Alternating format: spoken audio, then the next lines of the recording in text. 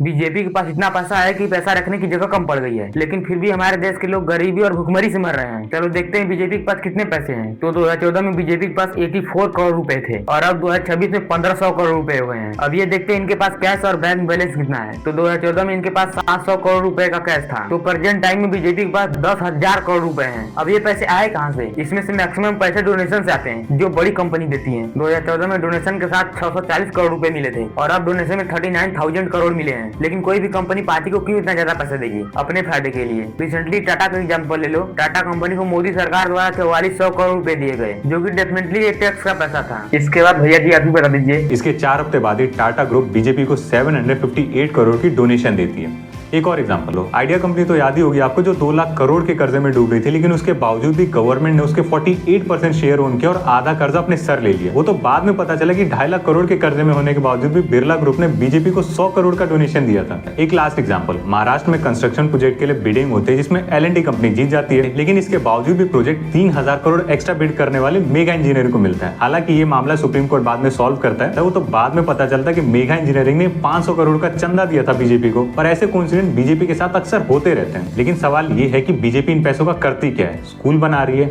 Hospital, मंदिर?